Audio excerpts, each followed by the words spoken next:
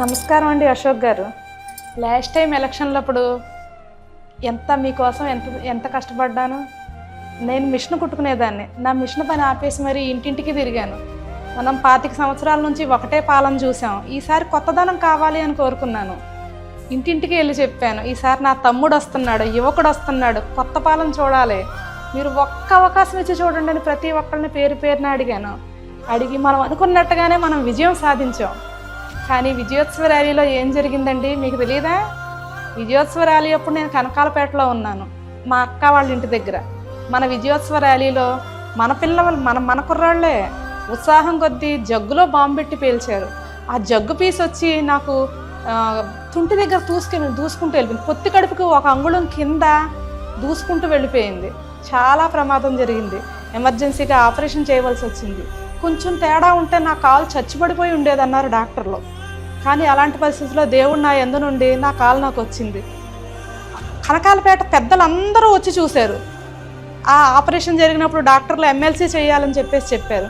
కానీ కనకాలపేట పెద్దలు ఏమన్నారు, అబ్బెబ్బే మీకు అలాంటిది ఏం అవసరం లేదు, అశోక్ గారు రాగానే ఫస్ట్గా మీ దగ్గరికే వస్తారు, మిమ్మల్నే చూస్తారు, మీకు న్యాయం చేస్తారు, మీకు అంతా మంచి జరుగుద్ది, మేమున్నాం మీ వెనకాల అన్నారు.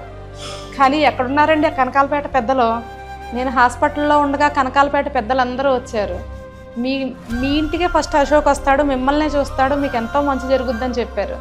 మేమున్నాం మీ వెనకాలని చెప్పేసి భరోసా ఇచ్చారు. అయినా నేను అనుకున్న పార్టీయే గెలిచింది కదా అని నేను చాలా సంతోషంలోనే ఉన్నాను. అంత యాక్సిడెంట్ అయినా కూడా నేను అనుకున్నది జరిగింది. నా ఇంటికి వస్తాడు నా తమ్ముడని 1000 కళ్ళతో ఎదురు చూశాను. ఎన్నాళ్ళైనా వచ్చారా మీరు? లేదే. నెల్లాళ్ళు అక్క ఇంటి దగ్గరే రెస్ట్ తీసుకున్నాను.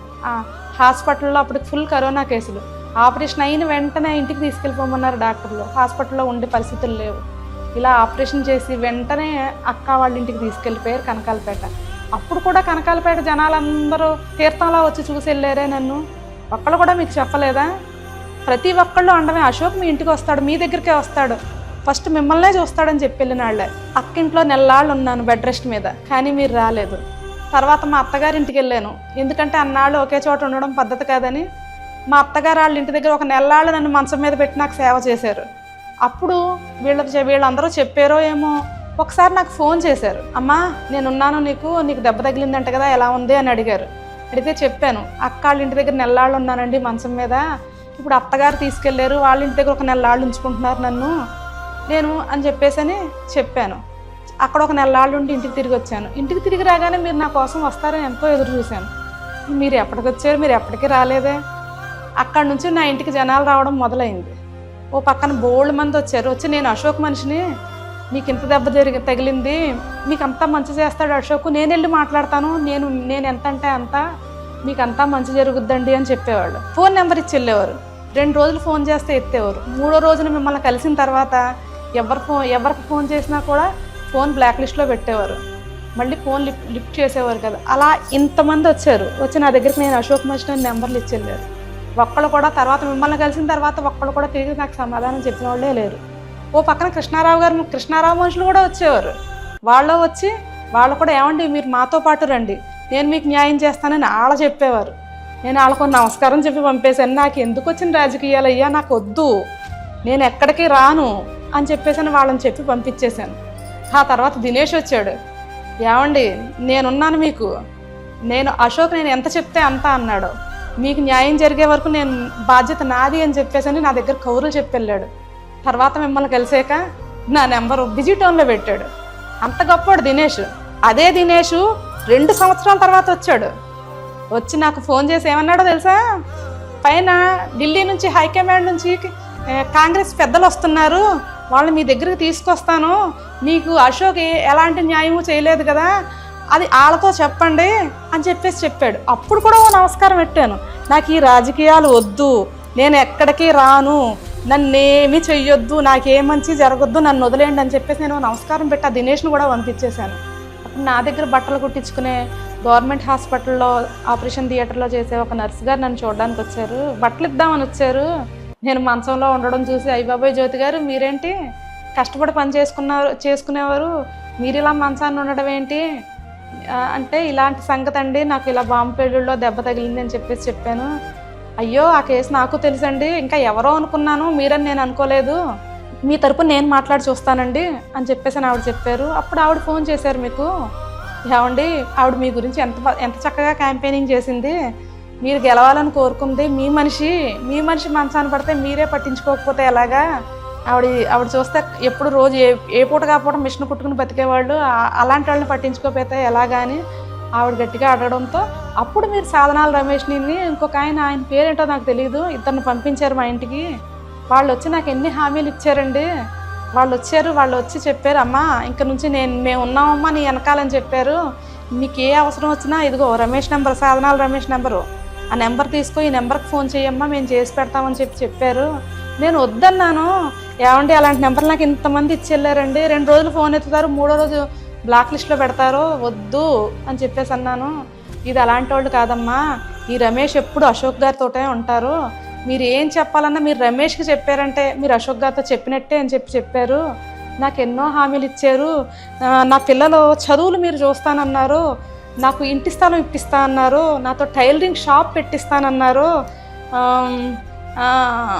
మా పిల్లల చదువులు చదువుల బాధ్యత మీదేనన్నారు, చదువుల బాధ్యత మొత్తం మీదే అన్నారు, మీకు రేషన్ కార్డులు కానీ ఏ అవసరం వచ్చినా మేము ఉన్నామన్నారు, నువ్వు గడప దాటి రావక్కర్లేదు, నువ్వు ఒక్క ఫోన్ చేస్తే చాలు మేము చూసుకుంటామని చెప్పారు. చెప్పి అంత నమ్మబలికి మీ నెంబర్ నాకు ఇచ్చి వెళ్ళారు. మీరు పదవిలోకి వచ్చిన నెల్లాళ్ళకే రేషన్ కార్డులో నా పేరు తీసేశారు. ఏమండి రేషన్ కార్డులో నా పేరు పోయిందని చెప్పి అడిగాను. మీరు అప్లికేషన్ ఇవ్వండి అమ్మా ఎంత అయిపోద్ది అని చెప్పేసి అన్నారు. ఎన్నిసార్లు అప్లికేషన్ ఇచ్చాను, అప్లికేషన్ ఇచ్చినప్పుడల్లా అది చెత్తబుట్టలోకే వెళ్ళింది తప్పితే నా పేరు మాత్రం రేషన్ కార్డులోకి ఎక్కలేదు. అప్పుడు కూడా నేను ఏం చేయాలో తెలియకపోతే కృష్ణారావు గారు, మన రాజీవ్ నగర్ జనాలు, నాకు తెలిసిన ఫ్రెండ్స్ ఉన్నారు రాజీవ్ నగర్ వాళ్ళు, కృష్ణారావు గారి మనుషులు, వాళ్ళు చెప్పారు ఏమండి మీకు ఇలా అవ్వదు అని ఆఫీస్లోంచి ఒక కాగితం తీపించారు. నేను ఆ రేషన్ కార్డులో పేరు ఎక్కించడం గురించి గొర్రెపూడి తిరిగాను, కరప తిరిగాను, కాకినాడ తిరిగాను, నాకు వేరే ఎక్కడ రేషన్ కార్డులు లేవు, ఎక్కడికి వెళ్ళినా అదే అనేవారు, మీరు రేషన్ కార్డు లేదండి అని.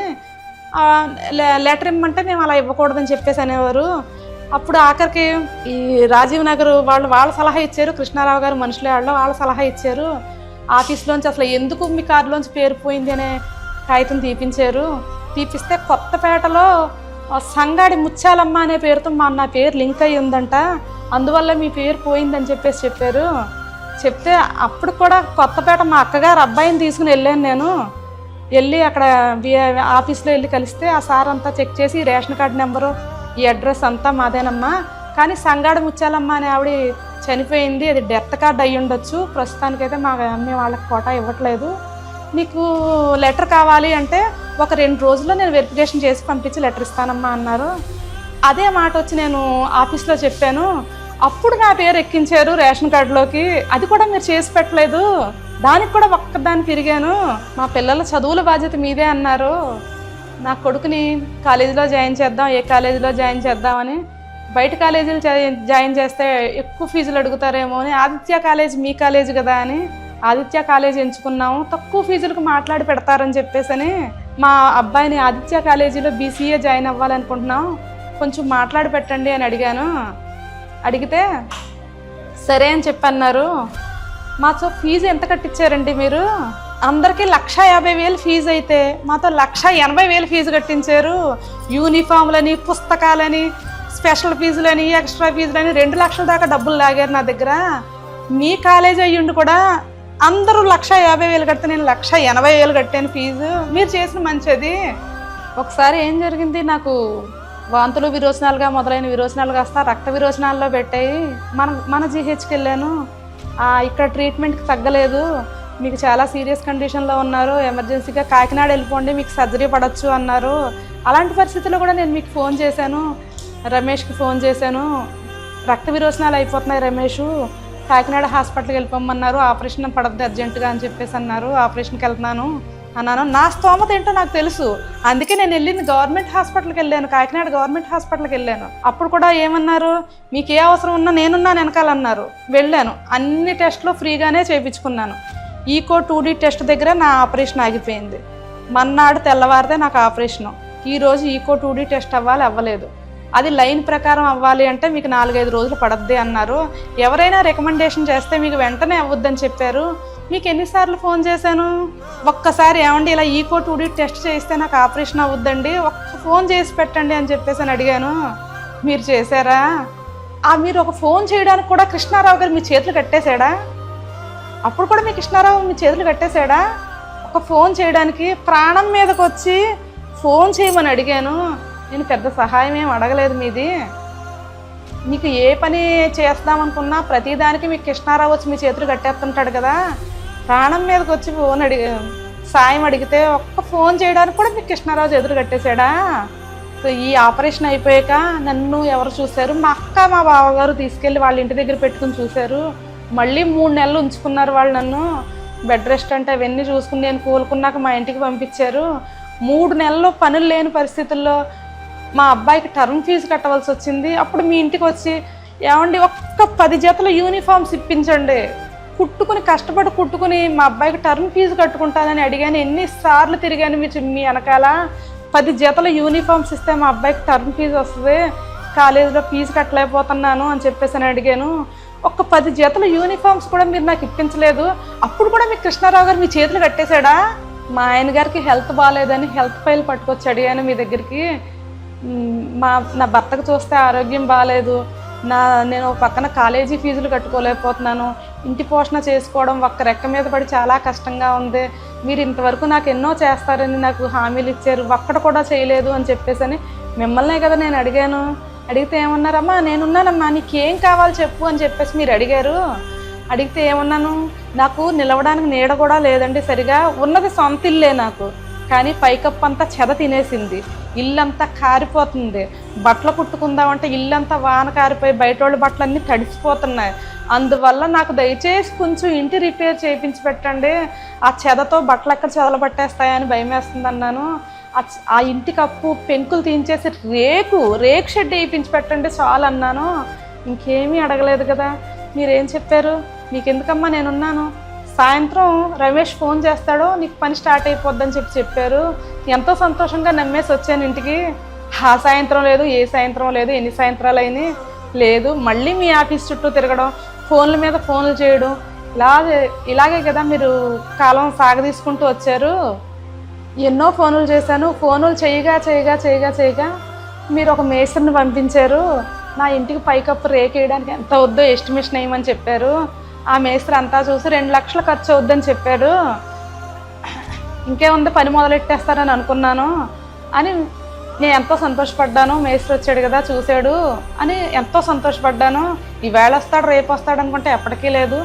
మళ్ళీ నా ప్రయత్నం మొదలైంది. మళ్ళీ ఫోన్ల మీద ఫోన్లు చేయడం, మళ్ళీ ఆఫీసుల చుట్టూ తిరగడం, ఇదే నా కార్యక్రమం అయిపోయింది. ఆ కుట్టుకునే మిషన్ వదిలేసి మరి మీ ఆఫీసుల చుట్టూ తిరగవలసి వచ్చింది. మీకు ఫోన్ల మీద ఫోన్లు చేస్తా కూర్చున్నాను. ఇంక అలా ఎదురు చూస్తూనే ఈలోపు నా ఇంటి కప్పు మొత్తం నాశనం అయిపోయి ఒకరోజు రాత్రి కప్పు కూలిపోయింది. నా అదృష్టవంతులం కాబట్టి చచ్చిపోకుండా బతుకున్నాం. ఇంటి కప్పు పడిపోవడంతో ఇంటి కప్పు కూలిపోయిన వెంటనే నేను రమేష్కి వెంటనే నా ఇంటి కప్పు ఫొటోస్ అన్నీ తీసి మా మంచం మీద కప్పు ఎలా కూలిపోయిందో ఫొటోస్ తీసి రమేష్కి పెట్టాను. బాబు మిమ్మల్ని నమ్ముకుని ఉంటే నా పరిస్థితి ఇది, ఈరోజు చచ్చిపోయి ఉండేవాళ్ళు, మా మీద కానీ పడిపోయి ఉంటే మేము ఇలా నిద్రలేసి మంచం దిగాము, మొత్తం ఇంటి కప్పు అంతా మంచం మీద పడిపోయింది అని చెప్పాను. నేను సార్తో మాట్లాడతానండి అన్నాడు. అలాగే మీతో మాట్లాడాడు. సార్ మీకు వారం రోజుల్లో 1,00,000 రూపాయలు ఇస్తారమ్మా, మీరు ఇంటి పని మొదలెట్టేసుకోండి అని చెప్పాడు. నేను చాలా సంతోషపడి నా దగ్గర డబ్బులు లేకపోతే పెద్దవాళ్ళు మీరు మాటిస్తే ఎంత నిమిషంలో నెరవేర్చేస్తారు అని నమ్మి 2 లక్షలు 5 రూపాయల వడ్డీకి తెచ్చుకున్నాను. నాకు డబ్బులు ఎక్కడ అప్పు దొరకలేదు. 5 రూపాయల వడ్డీకి అప్పు తెచ్చుకున్నాను. అప్పు తెచ్చుకుని పని మొదలెట్టేసుకున్నాము. ఇంటి పని అంతా మొదలైపోయింది. నెల తిరిగిపోతున్నాయి కానీ మీరు అన్న 4 రోజులు మాత్రం అవ్వలేదు, వారం రోజులు మాత్రం కంప్లీట్ అవ్వలేదు మీరు ఇస్తా అన్న మాటకే. దానికోసం కూడా తిరిగితే మీ అబ్బాయి పుట్టినరోజుకి నాకు 50,000 ఇచ్చారు. ఆ పాటికి నాకు వడ్డీయే బోళ్ళంత అయిపోయింది. ఆ తర్వాత మా అన్నయ్యకి అనుకోని పరిస్థితుల్లో హార్ట్ అటాక్ వచ్చింది. మా అన్నయ్యకి చావు బతుకుల మధ్య ఉన్నాడు. మెడికవర్ హాస్పిటల్లో జాయిన్ చేసాం. నేను మిషన్ కుట్టుకుంటానంటే నా దగ్గర చేతి కుట్లు వేసుకుంటారు మా వదిన గారు. అలాంటి పరిస్థితుల్లో ఉన్నారు వాళ్ళు. అప్పుడు మెడికవర్ హాస్పిటల్లో జాయిన్ చేస్తే 99% డ్యామేజ్ అయిపోయిందమ్మా, స్టంట్లు వేయాలి అని చెప్పేసి చాలా సీరియస్గా ఉంది అని చెప్పారు. చెప్తే నేను వెంటనే రమేష్కి ఫోన్ చేశాను. వాళ్ళకి చూస్తే పింక్ కార్డు కాదు ఎల్లో కార్డు. రమేష్ ఇలాంటి పరిస్థితుల్లో ఉన్నామమ్మా, ఏం చెయ్యాలి ఒక్కసారి సార్కి చెప్పు. ఏదన్నా మాకంటే తెలిసింది ఒకటే పద్ధతి, ఏదో రెడ్ కార్డు ఉంటే చేయించుకోవడమే. మా అన్నయ్య వాళ్ళది ఇంకా ఎల్లో కార్డు. సార్ తలుచుకుంటే ఏదో ఒక పథకం ద్వారా మాకు వైద్యం అందిస్తారని చెప్పేసి నేను ఎన్నిసార్లు ఫోన్ చేశాను. చావు బతుకుల్లో ఉన్నారు, సాయం చేయమనే కదా నేను అడిగాను. అప్పుడు మాత్రం మీరు ఏం చేశారు? ప్రాణాపాయ పరిస్థితుల్లో ఉన్నాడు, సాయం చేయమని అడిగాను. అడిగితే మీరేం కంగారు పడకండి, ఆ హాస్పిటల్లో మన మనుషులు ఉన్నారు, మీకు అన్నీ చూసుకుంటారని చెప్పారు. నేను చాలా సంతోషపడ్డాను. అన్నట్టుగానే మీ మనిషి వచ్చాడు, ఆ చావు బతుకుల్లో కొట్టుకుంటున్న మా అన్నయ్యని చూశాడు, పరిస్థితి మొత్తం చూసాడు, డాక్టర్ని అడిగాడు, కనుక్కున్నాడు ఎంతవరకు డ్యామేజ్ అయిపోయింది ఏంటో అన్నీ తెలుసుకున్నాడు. మరి మీకు చెప్పాడో లేదో తెలియదు కానీ అంతే, కనుక్కోవడం వరకే. తర్వాత మళ్ళీ ఆ మనిషి మొహం మాకు కనపడలేదు.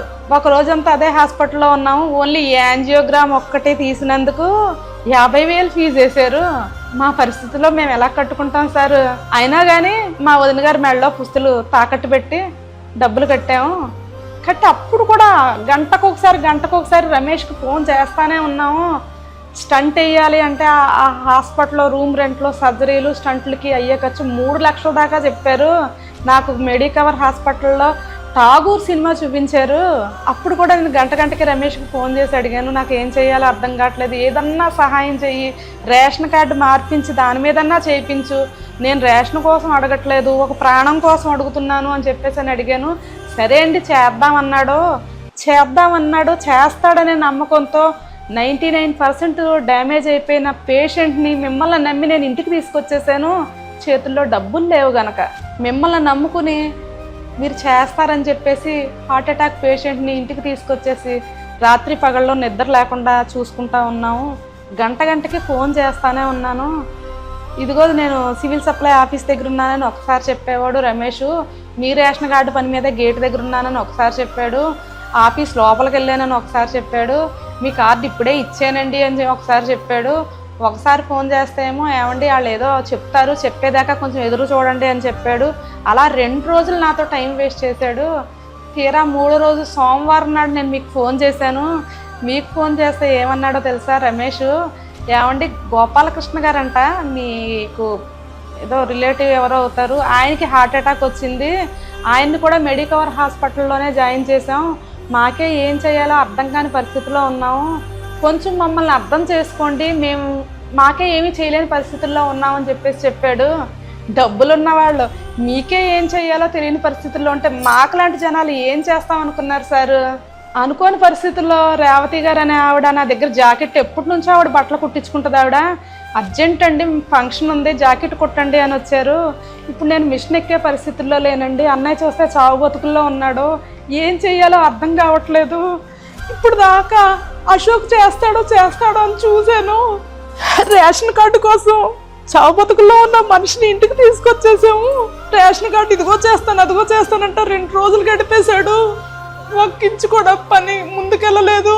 మా చేతిలో ఉన్న డబ్బులు మొత్తం యాంజియోగ్రామ్ చేయడానికి అయిపోయినాయి, స్టంట్ ఎలా చేయించాలో అర్థం కావట్లేదు అని బాధపడితే రేవతి గారు మీరు బాధపడకండి నేనున్నాను, నేను చేయిస్తాను అని అప్పుడు కృష్ణారావు గారి దగ్గరికి తీసుకెళ్లారు. నేను వెళ్ళలేదు, అప్పుడు కూడా నేను కృష్ణారావు గారి దగ్గరికి వెళ్ళలేదు, ఆయన పాండిచ్చేరిలో ఉన్నాడు. ఒక్క ఫోన్ చెయ్యండి మీరు, చేసి అడగండి ఆయన చేస్తారని అన్నారు. ఒక్క ఫోన్ కాల్ చేశాను, అన్నయ్య చావు బతుకుల్లో ఉన్నాడు సార్ మాకేం చెయ్యాలో తోచట్లేదని ఒక్క ఫోన్ కాల్ చేశాను. వెంటనే ఆయన స్పందించి నేను మీకు కూడా క్యాంపెయినింగ్ చేశాననే విషయం ఆయనకు తెలిసినా కానీ అక్కడ ప్రాణం పోతుంది అనే విషయానికి ఆయన ఇంపార్టెన్స్ ఇచ్చి వెంటనే వైద్య సదుపాయాలు అందించారు, ప్రాణాపాయం నుంచి కాపాడారు.